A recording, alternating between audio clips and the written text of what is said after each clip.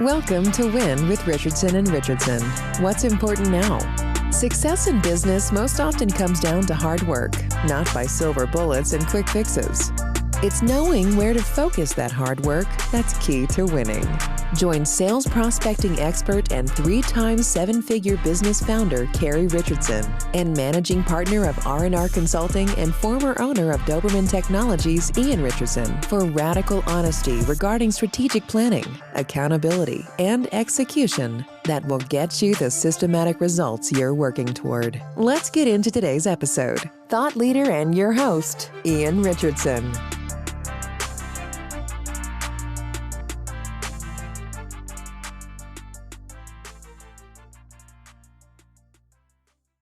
Hello and welcome to What's Important Now. I'm your host, Ian Richardson from Richardson Richardson Consulting, and my guest today is Mark Shaw from StoredTech.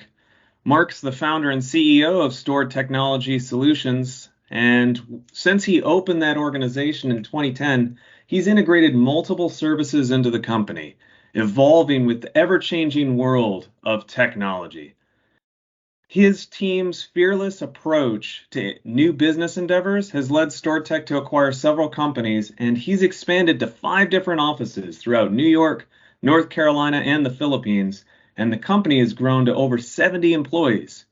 His passion around entrepreneurship and technology blended with his energetic nature is continuing to drive StoredTech forward and making them a leader in the information technology space. Mark, thanks for sitting down with us. Yeah, happy to be here. Thanks for having me. Hey, it's our pleasure, our privilege.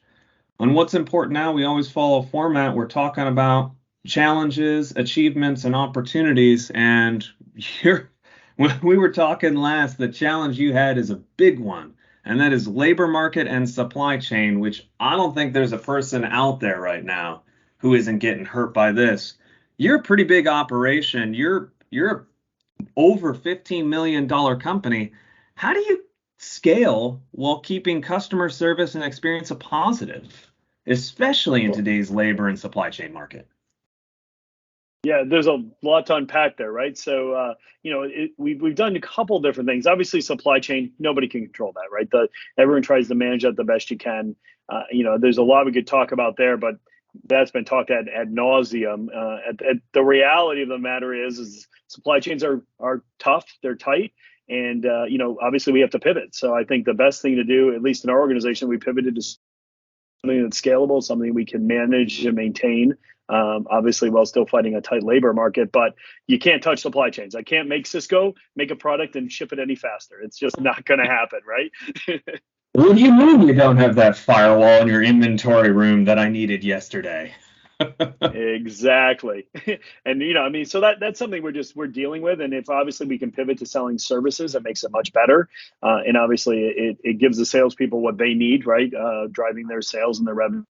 But the labor market is an interesting one as well. We saw this coming. Obviously, labor market didn't get tight overnight. It's been tight for years, especially in the IT space.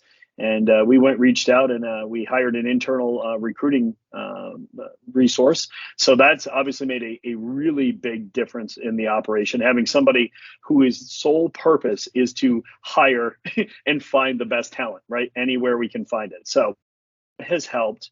There's a lot to like I said, to unpack to your question. I mean, obviously we hit a wall. I think I always say you hit walls every few million. You're 1 to 5 million, you're going to hit a wall. 5 to 10, you hit a wall.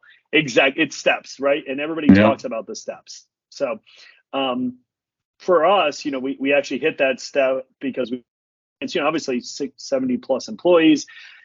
Everyone's calling in. We had a help desk. We separated help desk and projects, which is what I think most people do at about 5-10 million. We hit a really interesting wall when we got bigger, because I thought, hey, bigger is better, right? You have more engineers to call into. You have more technical talent. You have more salespeople supporting them. You have more client success people. Quickly figured out that's not necessarily the case, because clients actually enjoy that intimate vibe, right, with their MSP. So what they said is, you guys maybe you got too big for us, right? So we had some of our long-term clients go, I used to love calling up and talking to Matt or talking to Gina or specific individuals in the organization, and we didn't have that anymore.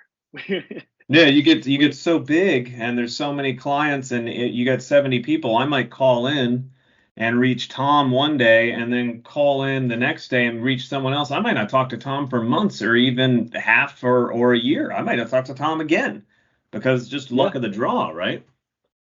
Absolutely. So, I mean, while we thought we were doing well, right, round robin, people are picking up calls, everything's going great. We quickly realized we started to lose that intimacy with our clients that is really so relevant because, it is all about, the personal touch, especially when they're trusting you with their technology. So we had a big problem. We had clients going, maybe we look for a smaller MSP because I want to talk to, as you said, Tom every single day. So we really had to take a deep look. And obviously, I'll tell everybody this at the end of the day, talk to your competitors, right? Benchmark what other people are doing. We said it earlier when we were having a side conversation. There's plenty of business for all of us out there. Companies are still demanding, they're growing. MSPs are moving upscale. There's a lot of operational, excellence to be large, medium and enterprise companies that have never touched an MSP before are now saying, hey, maybe this is a great way to augment our staff, right? Taking the labor market problem and turning it into an opportunity.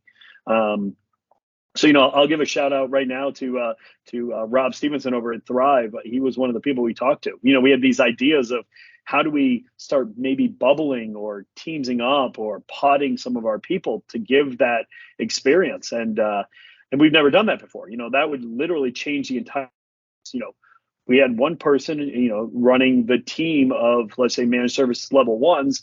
Now we're talking about mixing level ones and level twos and subject matter experts all together.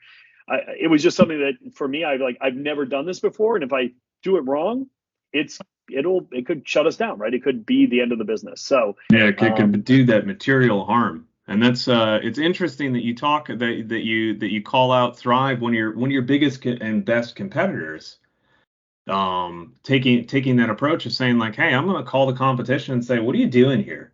What's that area? I had a conversation with Izzy Amato a while back on W.I.N, and Izzy's superpower is doing exactly that. And he's a smaller startup MSP, few years old, couple people kind of going through that initial growth path. And he said, look, this is a mature industry. I'm going to go around and talk to people who have been here, done that, and not reinvent the wheel constantly, take someone else's ideas and implement them in my own business. One of the superpowers I always had at Doberman, my old MSP, was exactly that. I called it my crow method of management. And if I ever write a business book, it'll say how I grew a multi-million-dollar business with one unique idea. But you don't have to reinvent the wheel. You don't have to figure out how to create fire. Everyone's done this before. And what I've found is that the really, really successful MSPs are willing to talk and they'll give away the book because you can't steal execution. And if someone's like, it doesn't matter if you know the idea, if you're not willing to do the work, there's no shortcut for hard work. You just have to do it. And so it doesn't matter if you gave away your whole process and procedure manual, unless someone executes on it, you're not at risk at all. And if they start executing on it, then maybe there's a merger opportunity. Absolutely. Yeah, right? It's funny you say that. You talk about that, giving away your playbook. It was, I messaged Rob. I said, hey, listen, we met up a couple times, at different events. I said, is there any way you can pick your brain on something? We're looking at doing some sort of pod teamsing. And he goes, sure, find some time on my calendar. We found 30 minutes. I pulled my operation team in, and we obviously had our laundry list of questions. And we said, hey, listen, if he even gives us a great direction, we'll be farther off than we were before. And he was awesome. He answered every question. He said, no, you guys are on the right path. Oh, no, that's a terrible idea. Don't do that. And then when we got done, he goes, you know what? He goes, we executed this quite a few years ago, but let me go find the PowerPoint slide of our execution, and I'll send it to you. He literally gave us the cookbook to go develop that. And I was just, blown away, obviously, by his generosity, but really reinforced the fact of everything we did. Like you said, it's a it's a little used but very powerful methodology. Go find out what other people are doing. When we were 2 million big and we were trying to figure out how we didn't have everybody do everything, because we literally had everybody doing everything. Mm-hmm. We talked to MSPs that were 5 and 10 million, and they said, hey, you got to separate your project guys, your SMEs. This is how you got to separate it. So it's a great concept. It's something to use. And I will tell you what, the amount of people in this space really got a great group of people. I work with a lot every day, whether it's helping us out in a remote site where we just don't have boots on the ground. And I will tell you, your MSP community is a really open community, especially the larger ones. The bigger they are, the less concerned they are about, are you going to go steal something from them? Because like you said, you can't steal execution. I've had many engineers leave our organization, go to another company, and they don't execute because it's all about execution. It's not about what you know. It's not about the client list you have. How you bring all that to market and fruition. And it was awesome. And again, it's just one of many cases, but it was just one of the biggest ones, biggest challenge for us, largest reorg we've probably ever had. And it's been fantastic. It's probably the best thing we've ever done. That's awesome. So just dive in head first into the challenge and talk to your competitors. Don't be afraid of it, because chances are you'll make new colleagues and even new friends. That's one of my biggest regrets is that some of the competitors that we swapped accounts at too, I did not talk to them until after transaction. And recently I formed pretty deep friendships with some of them. And I was sitting down with a new recent buddy of mine, Chad Paulman, over at New Wave. And Chad and I were talking, and near the end of the lunch, I was like, man, I wish we had talked 10 years ago. Like the amount of knowledge and generosity between the two of us, it was silly to not open that door sooner, especially even in your local market. So we've kind of been going through our process here at W.I.N, where we started off with challenge. We just talked about the achievement, about the implementation of pods into StoredTech, but there's a pretty big opportunity on the horizon that you're looking at tackling. And you're continuing to scale. You've scaled from one office to a couple offices to 5 offices. You've gone across multiple states. You're even in multiple countries now, and you're looking to continue this model where it can become almost and I say this I say this as a compliment, not as a detriment, to make it cookie cutter so that you can keep going, that there is that predictable experience. So whenever someone comes in and partners with StoredTech, whether it's a company being folded in or a new customer, they have that repeatable experience. They know what to expect. How are you talking to businesses that might not be an IT provider, a comparable business, about joining your team, and as well as like looking at your acquisition cycle? How are you looking to shrink that down? What are you guys doing for those opportunities? Yeah, so I think it's an interesting it's an opportunity. It's a dilemma we're walking through in our own heads. For 6, we did 6 acquisitions over 12 years, but a lot of them have been your, 1 million, million and a half, 2 million, or less.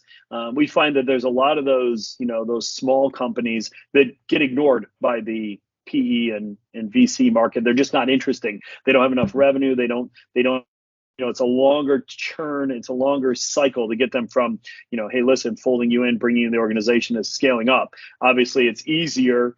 And I think they'll tell you, 10 large companies versus, 1 small company, you fold 10 larger companies and easier. Obviously, for us, it's something we haven't done yet. We'd like to go from this, the 10, 15 million range. We want to be to the 25, 30 in the next, few years. And one at an opportunity that we are looking at is multiple businesses who are, as I would say, mature as we are. And I know that we're still very immature in the scheme of things. I definitely don't have any inflated sense of self-worth there. You look at the big guys, and they've really got a cookie cutter.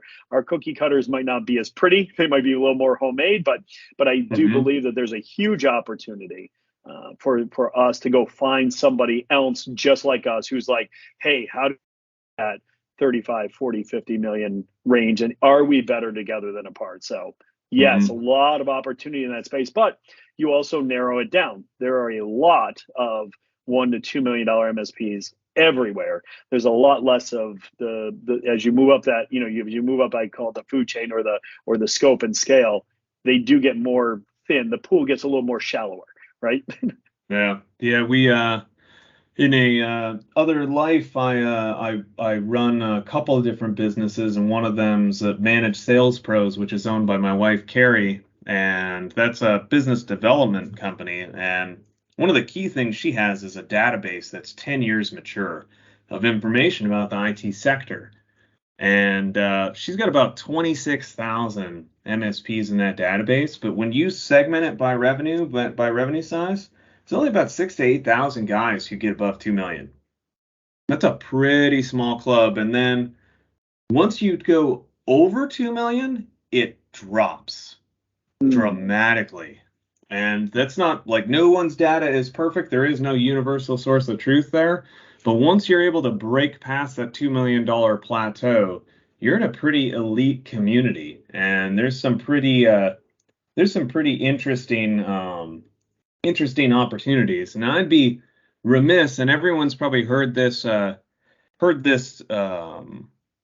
phrase thrown around quite a bit in our industry because there's so much PE money. But Mark, could you talk to us a little bit about why it might be useful? Like, what's the opportunity if I'm running a $4 million MSP and I got introduced to you in the StoredTech team? Is there talk about the opportunity of arbitrage for me as an owner to recognize more value out of the equity I have tied up in my business by joining a company like yours?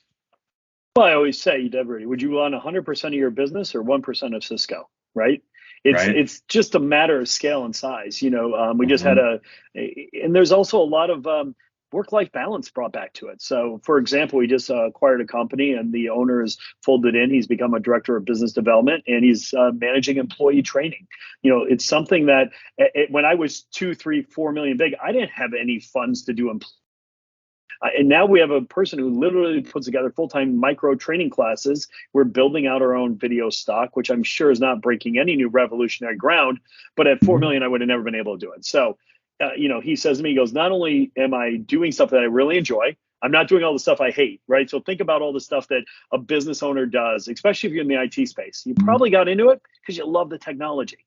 You didn't get into it because you loved AR and payroll and taxes. So, what if you could go love to do, and at the same time be home at 5 every day? The gentleman that we just acquired his organization, he sent me a thing. He goes, I had the weekend off, and it's the first time that I can remember in 17 years that I haven't got a call, or I didn't think, oh man, I got to get my billing out, or I really shouldn't be spending time with my kids because I know I have to get quotes out. And if I don't get quotes, those small businesses, there's a huge value to being part of something larger. There's a huge peace of mind. There's the safety net, obviously, of a large organization with larger profitability. So I think there's a lot of good opportunities there, but you have to be the right-minded person. If you're going to make a terrible employee, and you've always made a terrible employee, and that's why you run a business, don't join an MSP, right? Don't join a larger MSP. Keep doing your own thing. If you can't give it up, you're not going to be able to give it up, right? Yeah. There's something too I feel that every entrepreneur matures as they go through business, as they get forced into situations. We learn, we grow, we pull in a little bit of extra knowledge, and eventually it goes from I want to have control to things to I want to have partners, I want to have other leaders, I want to have extra minds in the room that can help support and grow and thrive and develop this company and develop a mission. And these days, that's one of the reasons I sold my MSP was I was just done. I didn't want to have to deal with things over the weekend. I didn't want the phone ringing all the time. I was tired of my email exploding all the time. And being in the business development game, the marketing game, the strategy game, there are no emergencies in my world. I wake up and instead of 500 emails, I have 5. And 4 of them are probably some random newsletter that I got added to. So it's just a quick delete and like, all right, well, I'm done with email now. And let's dive into my day, and I get to have conversations like this. Mark, people who are interested in StoredTech, they can go to StoredTech.com. They could find you guys on Twitter, Facebook, or LinkedIn. They could connect with you on LinkedIn as well. Really appreciate you taking the time to join us today. Yeah, happy to be here and happy to talk to you. So looking forward to doing something again in the future, man. Yeah, absolutely. Keep your eyes tuned. Mark and I will probably be talking a little bit more. We'll be sharing a little bit about the process of acquiring companies. So that'll be coming to a webinar near you soon. I'm Ian Richardson from Richardson Richardson Consulting. You can find us online at randr.consulting. Go ahead, like, subscribe, and share the W.I.N podcast. You can view our videos, consume blogs, and the rest of that content. Until next time, take it easy. You've been listening to W.I.N with Richardson Richardson. What's important now? We're so glad you've joined us and know you're one step closer to winning big in your business too. We'd love to connect with you outside of the show. If you have any questions or comments, please reach out to connect@randr.consulting. Don't forget to rate, review, and subscribe to the podcast so you'll easily know when new episodes are available. Until next time, you can win, and we're here to help.